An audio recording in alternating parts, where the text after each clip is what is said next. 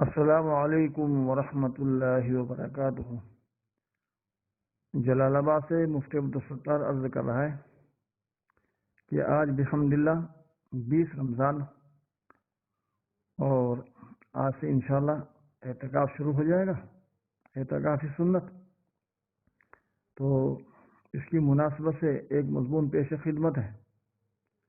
بسمہ سبحانہ وتعالی حامدا و مسلیہ، روح اعتکاف۔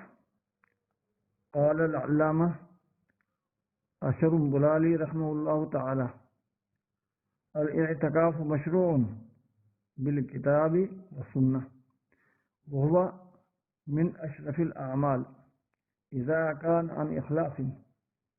کہ اعتکاف کی مشروعیت کتاب اللہ سے، اور کتاب اللہ کی آیت ہے وَأَنْتُمْ عَاكِفُونَ فِي الْمَسَاجِدِ، اور سنت رسول اللہ سے کہ رسول اللہ صلی اللہ علیہ وسلم ماہ مبارک میں مسجد میں اعتکاف کرتے تھے۔ ان سے روز روشن کی طرح اعتکاف کی مشروعیت ثابت ہے، اور اعتکاف اشرف الاعمال ہے، جبکہ خالصتاً لوجہ اللہ۔ اور عارفین نے لکھا ہے کہ اعتکاف اپنے نفس کے ساتھ ایک مجاہدہ ہے، اور اس مجاہدے کے 4 اجزاء ہیں۔ قلت طعام، یعنی کھانے میں کمی کرنا۔ قلت منام، یعنی سونے میں کمی کرنا۔ قلت کلام، یعنی کلام میں کمی کرنا۔ اور چوتھے قلت اختلاط مع الانام، یعنی مخلوق کے ساتھ کم ملنا جلنا۔ اور اعتکاف میں یہی ہے کہ تمام علائق کو اور تمام بکیڑوں کو چھوڑ کر مسجد میں آ پڑا، تو یہ قلت اختلاط مع الانام ہے۔ اس مجاہدے کی روح ہے خلوت، کیونکہ جب بندہ مومن تمام علائق اور دنیا کے بکیڑوں کو چھوڑ کر اور ہر طرف سے یکسو ہو کر اپنے نفس کو صیقل کرے گا، تو ضرور اس کے نفس میں جلا پیدا ہوگا۔ اسی کو امام غزالی رحمۃ اللہ علیہ نے احیاء العلوم میں بیان فرمایا کہ ایک مرتبہ رومیوں میں اور چینیوں میں آپس میں بحث ہوئی کہ صنعت میں کون بڑھا ہوا ہے۔ فیصلے کے لیے بادشاہ کے پاس گئے۔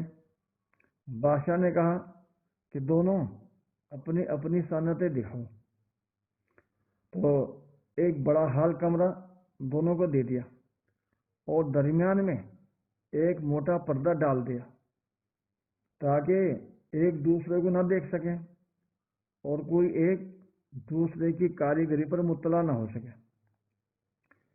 چنانچہ چینیوں نے دیوار پر خوبصورت نقش و نگار بنانا شروع کیا، اور رومیوں نے دیوار کو صیقل کرنا اور اس کے پلاسٹر کو رگڑنا شروع کیا۔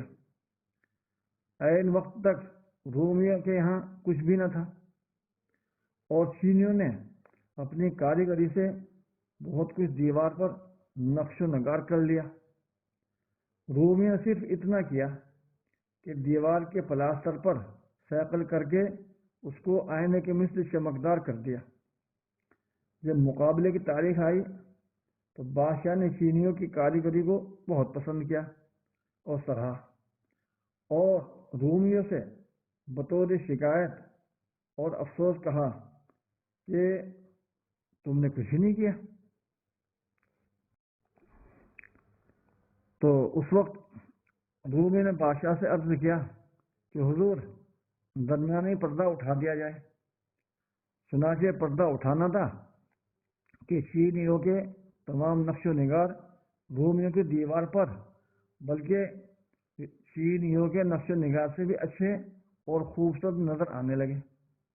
پس مقابلے میں رومی جیت گئے اور بہت سا انعام و اکرام اور اعزاز پایا۔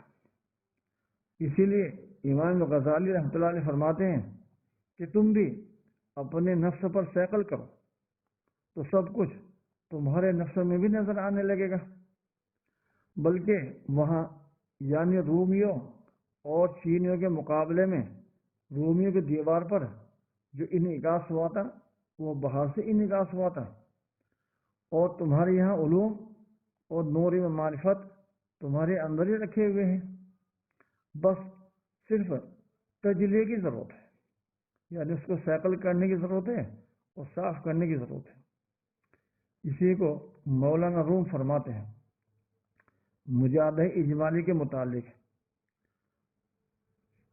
چشم بندو گوش بندو لبی بند، چشم بندو گوش بندو لبی بند، رن نبینی نور حق بر ما بخند، کہ آنکھ بند، کان بند، زبان بند، ان کے بند رکھنے سے من جانب اللہ نور پیدا ہوگا، نور معرفت حاصل ہوگا، اور اگر نور پیدا نہ ہوا تو ہم پر ہنسنا۔ مراد یہ ہے کہ اس مجاہدے سے یعنی آنکھ بند، کان بند، زبان بند رکھنے سے ضرور نور پیدا ہوگا۔ الحاصل اعتکاف کی روح خلوت ہے، اور خلوت کی روح ذکر اللہ، کیونکہ سب کچھ چھوڑ کر جس کے در پر آ پڑے اس کو دل سے کیسے بھلایا جا سکتا ہے؟ اور کلمہ طیبہ لا الہ الا اللہ میں یہی بتایا گیا ہے کہ جب سب کچھ چھوڑ کر اللہ کے دروازے پر آ پڑے تو اس کو کیسے بھلایا جا سکتا ہے، اور اس کو بھولنا نہیں چاہیے، بس اس لیے ذکر کرتے رہنا چاہیے، اور ذکر جو ہے یہ خلوت کی روح ہے، یہی بتایا گیا۔ تو اعتکاف کی حقیقت ہے فنائے نفس، تو جس نے اس استحضار کے ساتھ خلوت اور ذکر کے ساتھ اعتکاف کیا وہ واقعی معتکف ہے، ورنہ اس کا اعتکاف بلا روح ہے۔ انعام خدا بندی، حکمت اعتکاف، اللہ تعالیٰ فرماتے ہیں کہ جب تم ہمارے در پر آ پڑے تو کیا ہم تمہیں اپنی عنایت سے محروم کر دیں گے؟ انشاءاللہ نہیں۔ وَكَانَ اللَّهُ شَاكِرًا عَلِيمًا۔